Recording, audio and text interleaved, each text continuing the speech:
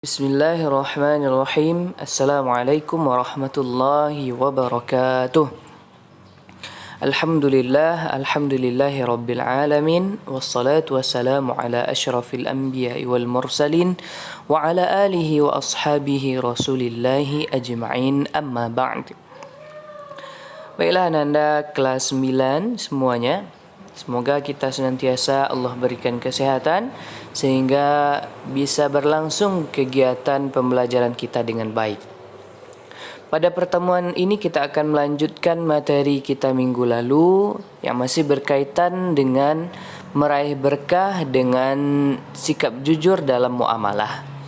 Jadi kita mesti jujur dalam muamalah agar meraih berkah yang Allah berikan kepada kita. Jadi muamalah seperti yang kita jelaskan itu berkaitan dengan jual beli maupun transaksi lainnya yang masih dalam kawasan muamalah. Baiklah, pada pertemuan minggu lalu kita telah membahas tentang surah Al-Mutaffifin.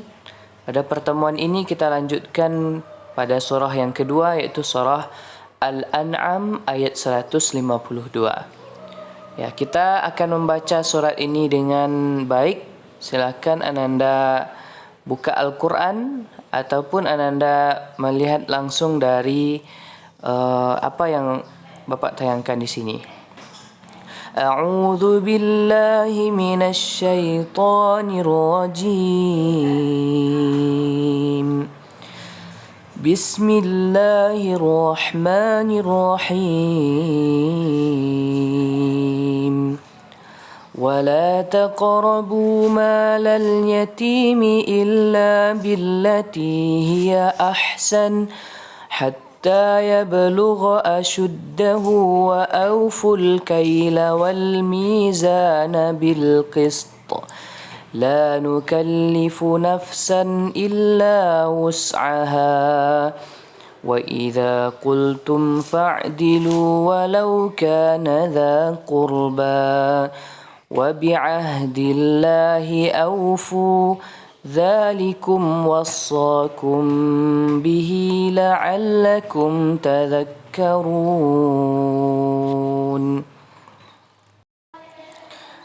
Oke, kita baca artinya.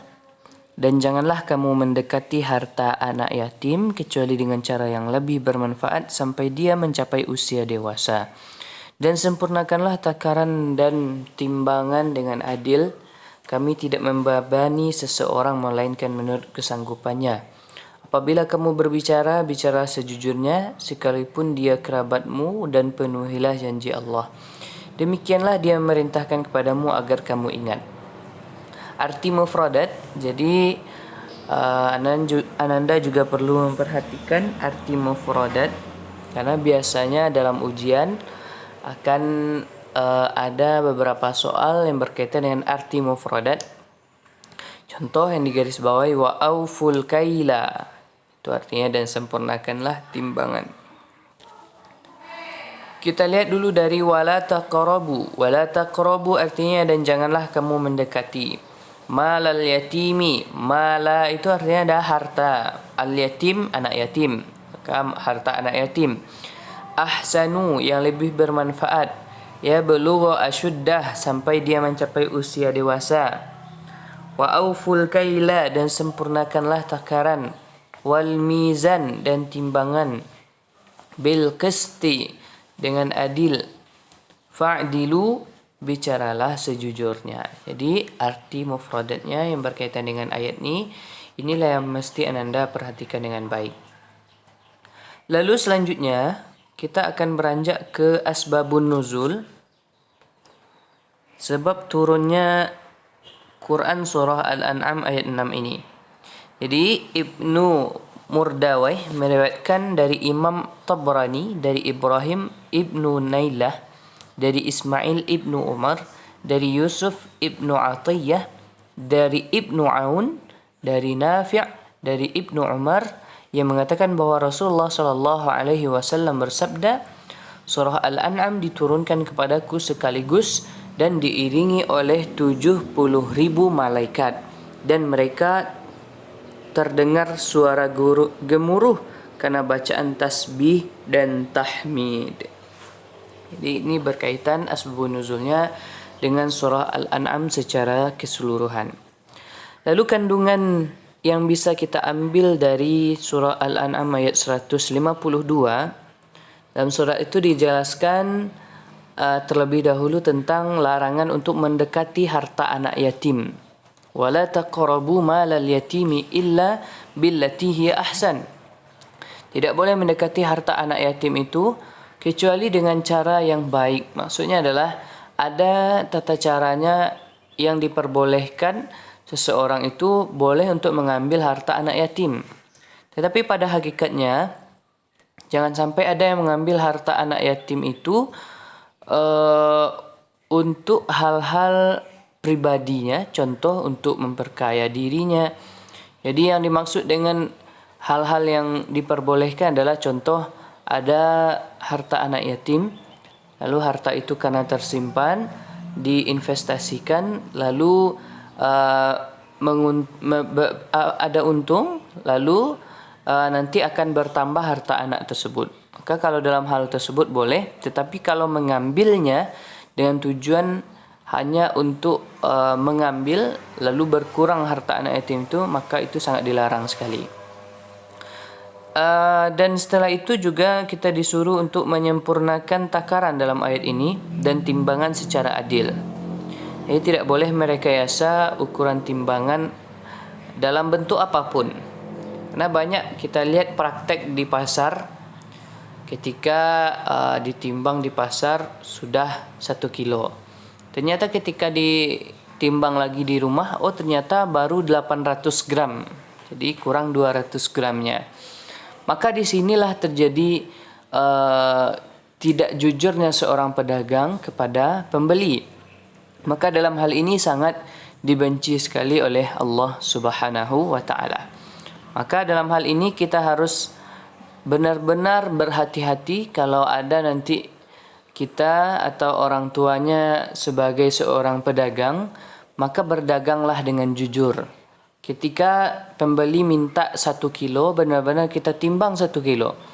Bahkan Rasulullah mengajarkan pada kita, biarlah terlebih sedikit daripada berkurang dari 1 kilo yang bisa menjadi penghambat nanti masuk surga.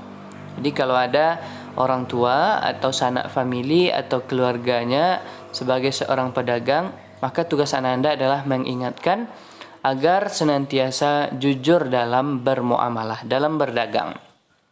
Karena dengan sedikit saja kecurangan yang dilakukan oleh seorang pembeli, maka itu bisa menjadi penyebab tidak masuk surganya seseorang tersebut.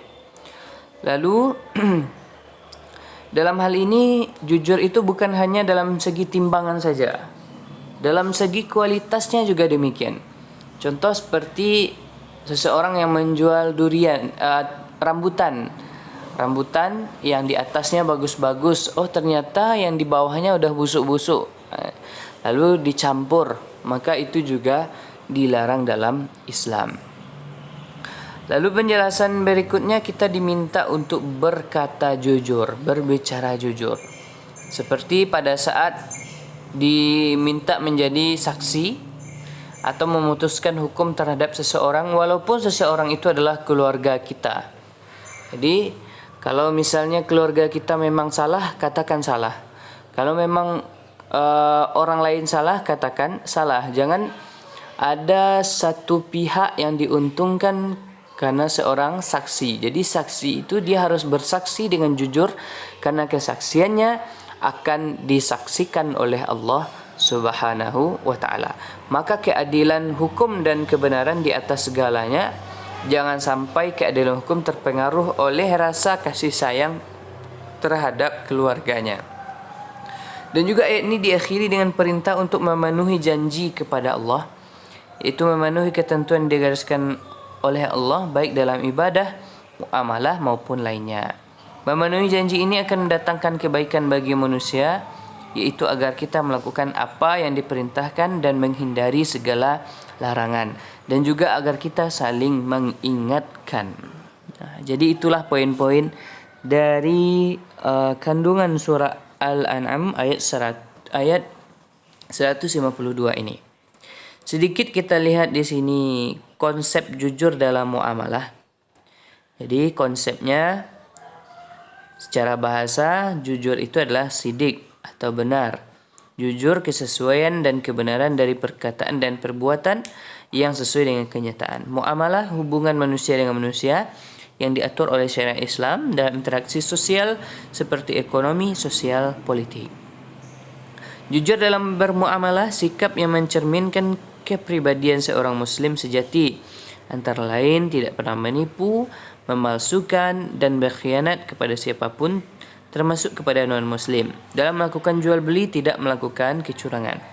Apa indikator jujur? Tanda-tanda orang yang jujur itu berkata yang benar meski orang lain tidak setuju. Ya, walaupun ada orang yang tidak setuju dengan pendapat kita, tapi pendapat kita itu adalah yang benar, tetap sampaikan.